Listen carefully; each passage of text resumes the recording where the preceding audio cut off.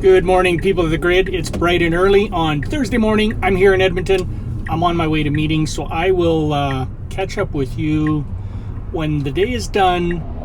I've got my one wheel in the back. I'm going to go for a ride after. It's going to be a good day.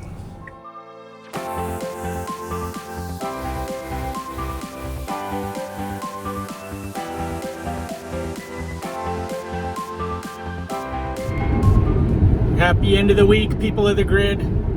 What happened to yesterday? I have no idea. The week is done. My work in Edmonton is done. I am just heading home, and I think I'm going to make it home in time to hook up with Tammy and our friends Clint and Patricia for a late dinner. It's going to be awesome. Yesterday was a busy day, so I didn't really get a chance to shoot a lot of video. My battery in the phone was low. I did go for a one-wheel ride at the end of the day, which was really nice and relaxing.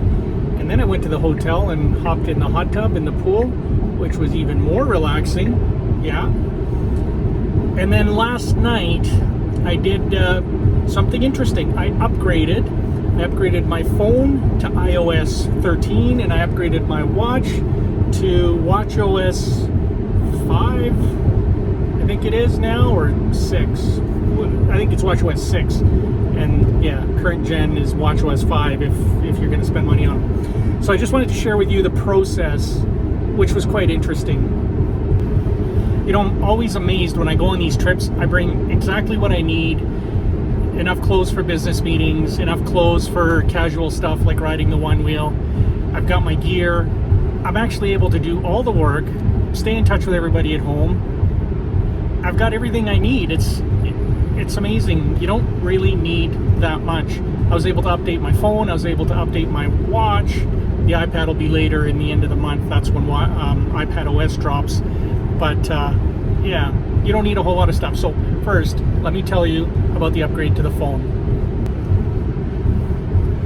Now, the upgrade to the phone, I started last night, and I'll tell you, I did this one without a net. I didn't back up my phone. The last backup of the phone I have is about, I don't know, middle of August, just before we went to our Disneyland vacation. So somewhere in the middle of August, that's when my backup is. And now we're already, in the middle, late September. Most of my stuff is in the cloud. That is the beauty of using cloud. I'm telling you, all my documents are stored up there. They're secure, they're safe. There's nothing, if you got your hands on it, there's nothing special. So anyways, they're all up there and they're accessible to me wherever I am, which means even if something does go wrong in an upgrade, like let's say my phone got bricked, no big deal. I would go to Apple, I'd get that fixed up, and all of my stuff is safe and sound. I really like that. So I did the upgrade last night. So initial observances, FaceTime authentication is now faster, so you can unlock your phone faster. You still got to look at the camera. You can't just leave it laying on the table, and that's not going to work. So you got to look at it. Night mode.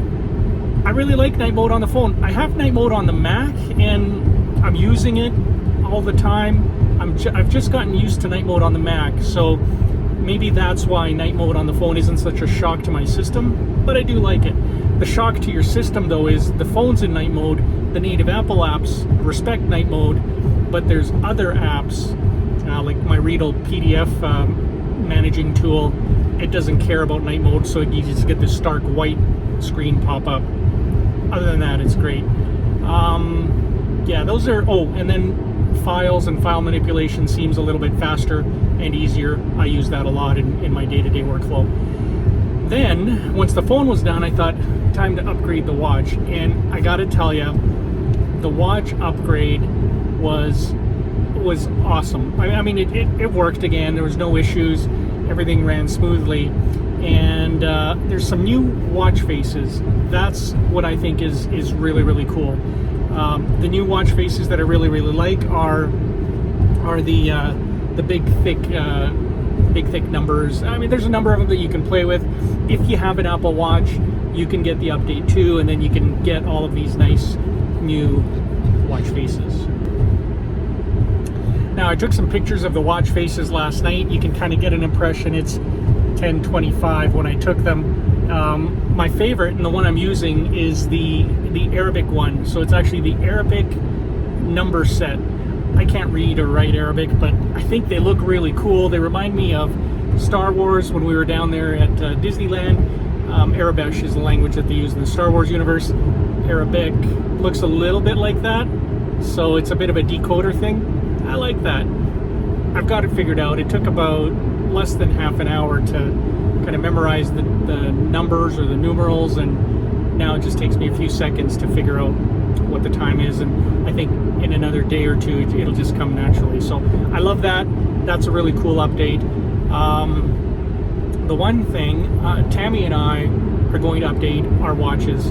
The one thing I love about the new Apple Watches is always on. So instead of having to, press the screen to wake it up, it's always going to be on.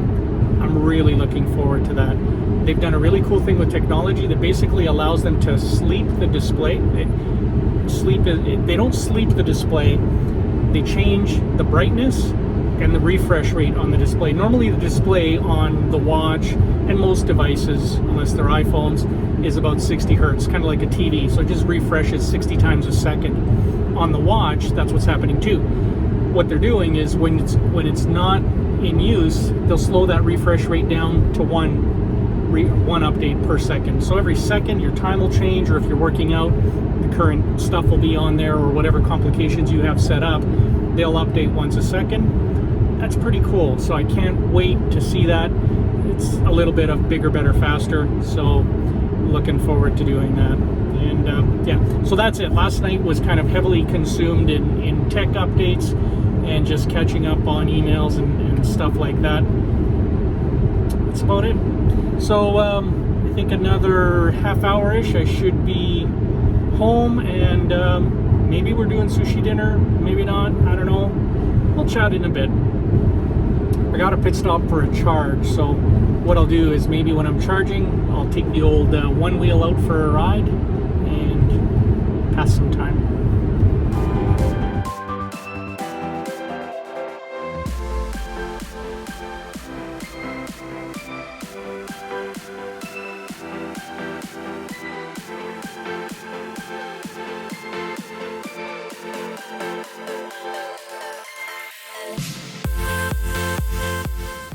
Well, I'm home, and we're all going over to Clint and Patricia's house, except for Amelia, who's staying over at a friend's house. Samantha had to go to the washroom. Is she gonna be a while? How dare she? She said she would hurry. Oh, well, that was a long drive, and it went well. What? Were you going to say something? I don't think that was a long drive. Mine was, from Edmonton to Calgary? Not in relation to some long drives we've had recently. Van life. Very Look at nice. that. This is the Arabic watch face. I love it. It's cool. So when I set up the watch, one key thing to do when you're going from one watch to another, what you want to do is on your phone, you want to say unpair Apple Watch. When you say unpair Apple Watch, it does a backup of your old watch onto the phone and resets that watch to factory, so none of your stuff is on it. Then you can pair to the new watch, and it'll ask you, do you want to restore for backup? And you say yes. So that's what Tammy's doing right now. I'm done now. See? The always on is very cool. Press the digital crown to start. Like it just never goes off. It kind of fades, but it's still on, and then when you touch it, it goes to full brightness. Yes. Very cool. I think that's it for today, guys. We're going to be hanging out with friends. We're going to catch up. We haven't seen these guys in over a month, so we're going to catch up, have some dinner. It's going to be a late night. We'll catch up with you tomorrow. Mike. Oh.